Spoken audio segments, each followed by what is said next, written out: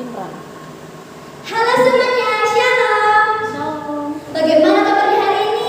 Oke.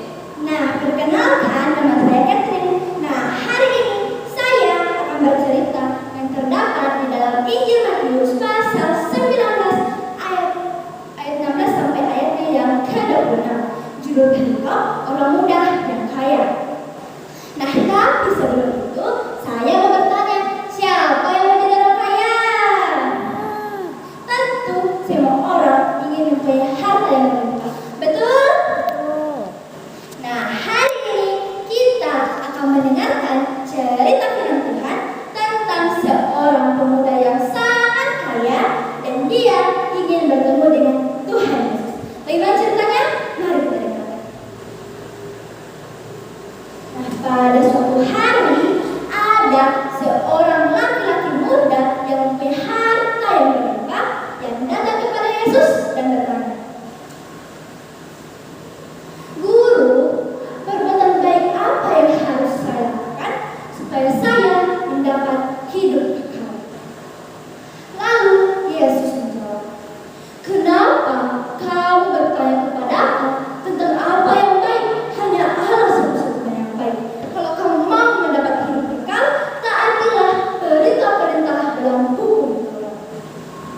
Kemudian pemuda itu berkata lagi, "Perintah-perintah yang mana, Guru, yang harus saya taati?" Jawab Yesus, "Jangan membunuh, jangan berzina, jangan mencuri, jangan memberikan kesaksian palsu.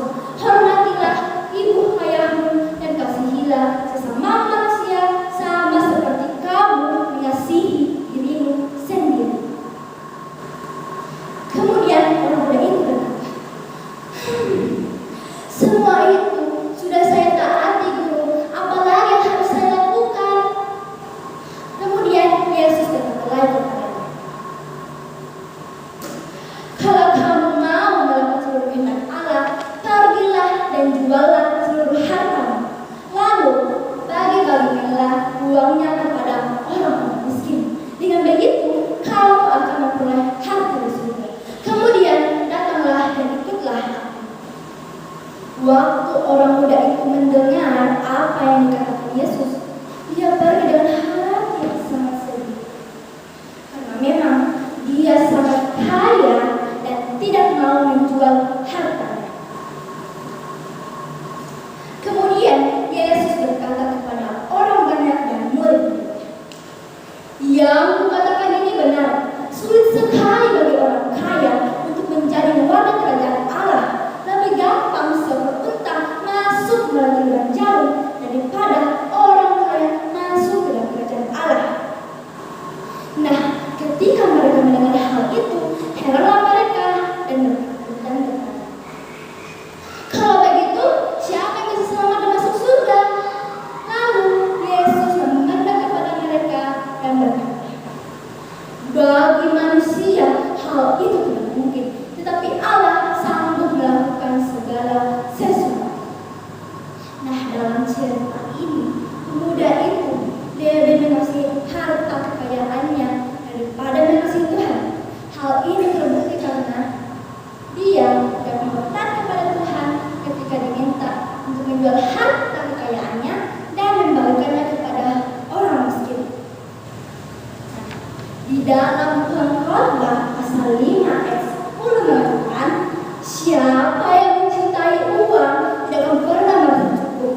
Siapa yang mencintai kekayaan tidak akan pernah merasa cukup dengan penghasilannya. Ini pun tidak ada akhirnya." Yang artinya ayat ini menegaskan bahwa orang yang mencintai uang tidak akan pernah merasa cukup, dan orang yang mencintai kekayaan tidak akan pernah merasa cukup, tidak akan pernah puas dengan penghasilan yang ia kerjakan.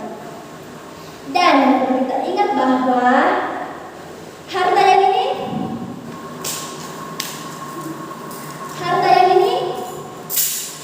tidak bisa membawa kita masuk surga. Yang bisa membawa kita masuk surga adalah ketika kita sungguh-sungguh percaya kepada Tuhan dan mentaati firman-Nya, karena sebagai bukti kasih kita kepada Tuhan Yesus, karena Dia telah rela mati demi menebus dosa-dosa kita kepada setiap umat. Ada amin? Amin.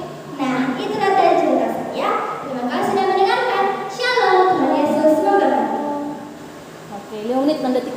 Kemudian, karena tadi skip. Ayo. Arya. Mana nih? Mama Mania belum kayaknya. Si anaknya. Panas banget. Habis